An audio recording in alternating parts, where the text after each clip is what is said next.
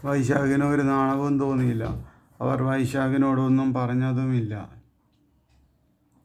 വൈശാഖിനെ എല്ലാവർക്കും അറിയാം. അവൻ ആണുങ്ങളുടെ ഇടയിൽ ഒരു ഹീറോ തന്നെയാണ്. വൈശാഖ് കുറേ കപ്പിൾസിൻ്റെ കൂടെ പോയി ഡാൻസ് കളിച്ചു. എന്നിട്ടും കാമുകന്മാർ അവനെ പ്രോത്സാഹിപ്പിച്ചതേയുള്ളൂ. അവർ തൻ്റെ കാമുകിക്ക് വൈശാഖിനെ പരിചയപ്പെടുത്തി കൊടുത്തു. ഇതാണ് ബാബ, അറിയില്ലേ? വൈശാഖ് കിട്ടിയ ചാൻസ് മുതലാക്കി പെൺകുട്ടികളുടെ പുറത്ത് തലോടി. ഇടയ്ക്ക് വയറിലും. ഡ്രൂ അത് കണ്ട് അത്ഭുതപ്പെട്ടു. ഡ്രൂവും കൂട്ടരും അവിടെ ഒരു മൂലയ്ക്ക് ഡാൻസ് മതിയാക്കി നിൽക്കുകയായിരുന്നു. മോഡേൺ ടാക്കിങ്ങിൻ്റെ ചെറി ചെറി ലേഡി എന്ന പാട്ട് ഉച്ചത്തിൽ മുഴങ്ങി. സൗന്ദര്യത്തിൻ്റെ നിറകുടമായ ഡ്രൂ അവിടെ അതാ ഏകാകിനിയായി നിൽക്കുന്നു. ആഗ്രഹമുണ്ട്, പക്ഷേ ശരീരം വഴങ്ങുന്നില്ല. ധൈര്യം വരുന്നില്ല. വൈശാഖ് ഭയത്തെ അനുഭവിച്ചറിയാൻ ശ്രമിച്ചു.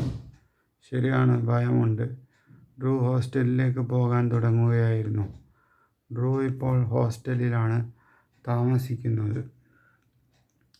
ഡ്രൂ തന്നെ നോക്കിയോ, പുഞ്ചിരിച്ചോ?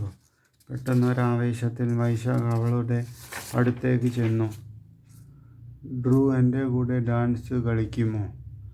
ഡ്രൂവും കൂടെ ഉണ്ടായിരുന്ന ചെക്കന്മാരും ഞെട്ടിപ്പോയി. സോറി, ഞാൻ വൈകി. കിളിനാദം, പുഞ്ചിരി. ഞാൻ ഹോസ്റ്റലിലാണ് താമസിക്കുന്നത്.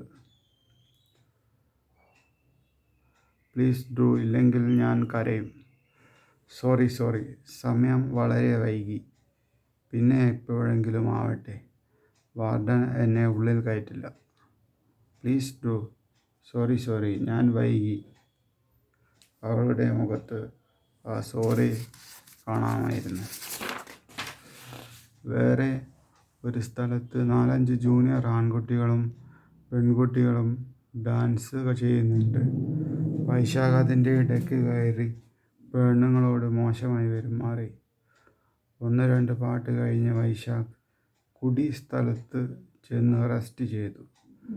അപ്പോഴാണ് ഒരു കുറ്റിത്താടി ജൂനിയർ തൻ്റെ അടുത്തേക്ക് കടന്നു വരുന്നത് വൈശാഖ് കണ്ടത്. അവൻ വൈശാഖിനെ പിടിച്ചു ഉന്തി. വൈശാഖ് തെറിച്ചു വീണു. കുറച്ചു നേരം കഴിഞ്ഞ് അവൻ പിന്നെയും വന്നു. എടാ നീ നാളെ ഞാൻ പറയുന്ന സ്ഥലത്ത് വരണം. നീ മാത്രമേ പാടുള്ളൂ. നമ്മൾ 2 ആളിൽ ഇനി ഒരാൾ മതി. കുറ്റിത്താടിക്കാരൻ സ്ഥലം പറഞ്ഞു കൊടുത്തു. സെക്കൻഡ് ഇയർ സേബയും ഒരു ഫസ്റ്റ് ഇയർ പയ്യനും നിൽക്കുന്നു. കാമുകൻ തന്നെ. ഒരു വെളുത്ത ചുരിദാറാണ് സേബയുടെ വേഷം. വൈശാഖ് അങ്ങോട്ട് ചെന്നു. സേബ, നീ എൻ്റെ കൂടെ ഡാൻസ് കളിക്കുമോ? ഇല്ല, സേബ ഒരു താല്പര്യവുമില്ലാത്ത മട്ടിൽ പറഞ്ഞു. പ്ലീസ് സേബ. അവൾക്ക് താല്പര്യമില്ല എന്ന് പറഞ്ഞില്ലേ? ഇപ്രാവശ്യം അവളുടെ കാമുകനാണ് പ്രതികരിച്ചത്. ഒരു പ്രാവശ്യം കൂടി വൈശാഖ് സേബയുടെ അടുത്ത് ചെന്നു. അതോടെ മതിയായി. ഗെറ്റ് ലോസ്റ്റ്, വൈശാഖ് വിളിച്ചോണ്ട് പോന്നു. കുട്ടികൾ അധികവും ഒഴിഞ്ഞുപോയി.